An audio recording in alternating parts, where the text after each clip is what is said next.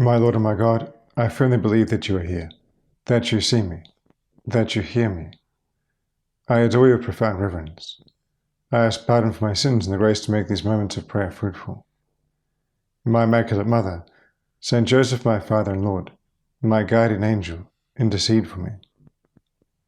Jesus, to be honest, my heart almost sank when I read the Gospel passage that we're going to pray about today.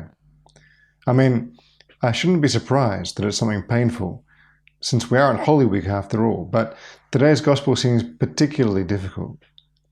It's not that it's worse than the Passion, but it's painful to contemplate, because today we hear the story of your betrayal. We begin hearing how the one who was to hand you over started his plan.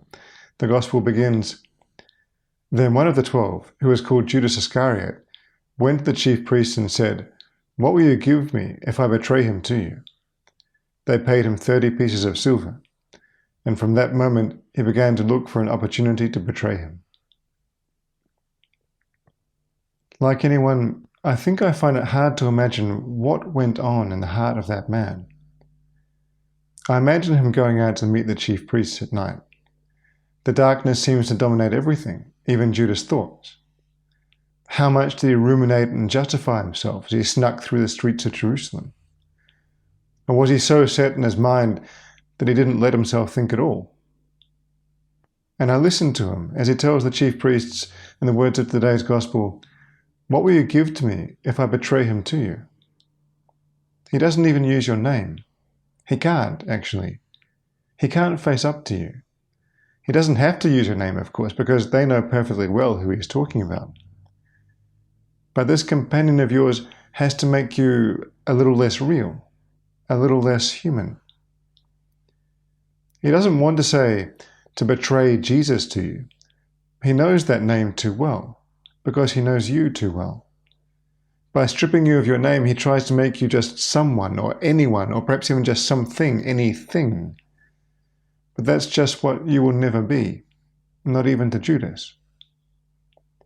And of course, as the Gospel goes, I see him handed those 30 pieces of silver. And as I watch that bag pass over to him, I don't know what to see on his face. Some lecherous eyes seeing the money? Maybe. Or perhaps that face still twisting itself with guilt and doubt, stuffing the bag of coins into his cloak and leaving in a hurry in the vain hope of forgetting that fateful deed. I don't know. But the reality is that as I watch those coins get handed over, my eyes can't help but see them again so shortly afterwards, scattered on the stone floor by Judas so stricken with what he has done that even the price of his betrayal brings him neither peace nor consolation. Those coins seem rather symbolic of our own desolation and self-disappointment after sin. So quickly after a sin, which seemed almost necessary or justified, we find ourselves feeling distraught and disappointed with ourselves. We cast that bag of coins across the stone with the same discontent because, in reality, that is just a symbol of the way we're so disappointed in ourselves. But why? Why are we disappointed with ourselves so much after sin? Didn't Jesus come because he wanted to save us from the price of sin? He came to save us from sin, but he never came to save us from committing sin. The fact that we commit sin is no problem for him. Much rather, he hopes that we will reach out to him when we do. But perhaps we want to turn away, because we want to hide ourselves, even to hide from ourselves, like that first sin in the Garden of Eden. So often we want to take back the effect of sin, even if that effect is just that we see ourselves soiled and imperfect and unworthy. But that was Judas' biggest mistake. He wanted to take back the effect of sin and didn't realize that he could take back the sin itself. Now, how could he take back the sin itself, you ask me? That's what forgiveness is, especially God's forgiveness, which is absolute. The sin is obliterated and forgotten. It ceases to exist. where you see yourself soiled, imperfect, unworthy, God sees you perfectly as He wants you, because He doesn't want you perfect, but wants to love you, and does love you, exactly as you are. He lets you sin in a certain sense. I mean, He doesn't leap in with His omnipotence to impede you from sinning, so that you can understand how completely, how infinite, and how absolute is His love for you. It doesn't matter how imperfect you feel. He loves you just like that, just as you are, here and now, and He loves to forgive you just like that, just as you are, here and now. Poor Judas, who could not understand the greatness, the infinity of God's love, poured out on us in Jesus Christ. Do you see how this plays out? The Gospel goes on and tells us how they went to celebrate the Passover meal in the upper room, and Jesus predicts that one of the apostles will betray Him. When Judas was sitting with you, Jesus, at the meal of the Last Supper, what did he think? Did he ever even raise his eyes to look at you? In the warmth of the upper room, in the intimacy of that celebration with you, did he feel like an outsider? Like someone who didn't belong? Even though he just needed to look at you and be forgiven? Sin sometimes burdens us, and we feel out of place, like we don't belong. That's especially the case when we confront vices that are really hard to conquer, and that we seem to be always giving into. A sort of secret sin that we carry in our heart and makes us feel unworthy, when the reality is that God considers you so worthy of His love that He sent His Son to show you with deeds how much He loves you. But we risk not seeing that.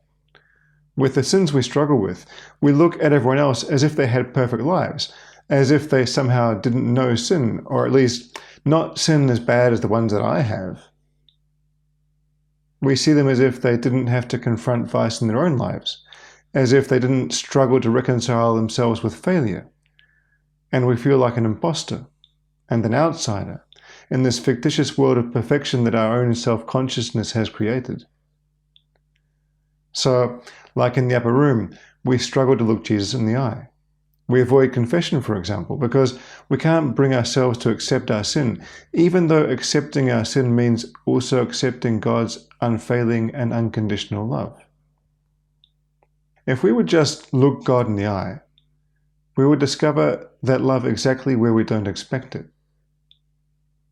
I remember once, years ago, I was running a camp for some young fellows, and it was typical mayhem of a camp. One morning I was trying to kind of squeeze in some breakfast and slam down some cornflakes, and a little 12-year-old came up to me and told me, "I'm feeling bad and I vomited last night." And I looked at him as I was eating my cornflakes, and for some reason or other I thought his pupils were strangely dilated.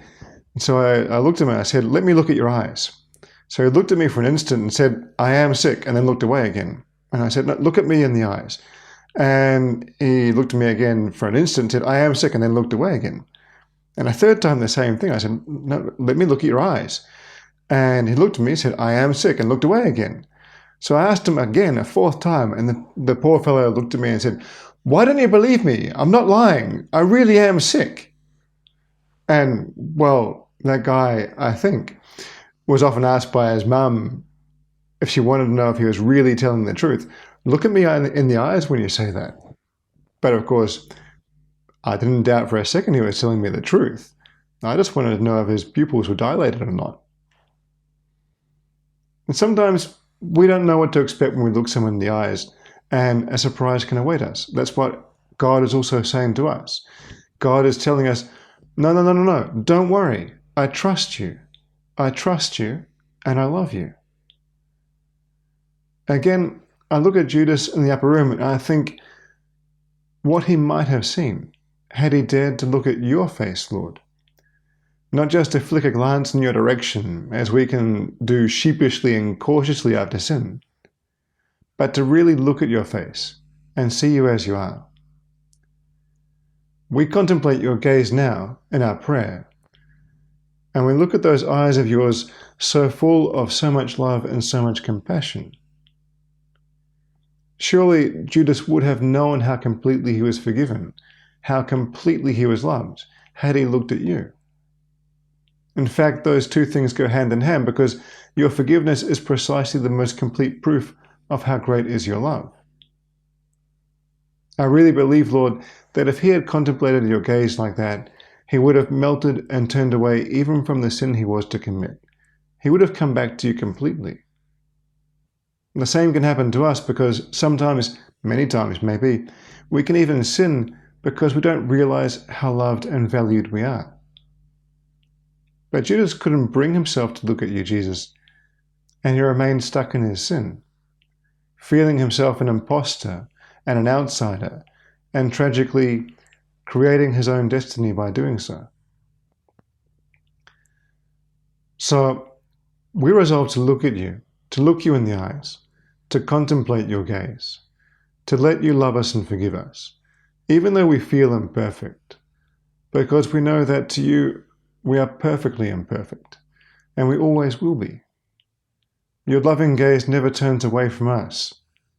You just wait for us to turn to you. This Holy Week, let's not hold back from confession. And if we can't go, given the circumstances around the world, let's aim to spend Holy Week and Easter contemplating and so immersed in God's love and forgiveness that we will long for the joy of doing a really good and deep confession as soon as we can. Don't be afraid even to ask the priest for time to talk, and to tell of how you want to be free of the struggles you face, and to tell him you want to start spiritual direction, to learn to be loved, and to rest in the peace and joy of that love. Let's ask our most loving Mother, the Blessed Virgin Mary, to bring this to fruition in our lives. I thank you, my God, for the good resolutions, affections, and inspirations which you have communicated to me in this time of prayer. I ask your assistance in putting them into effect. My Immaculate Mother, Saint Joseph, my Father and Lord, my guardian angel, intercede for me.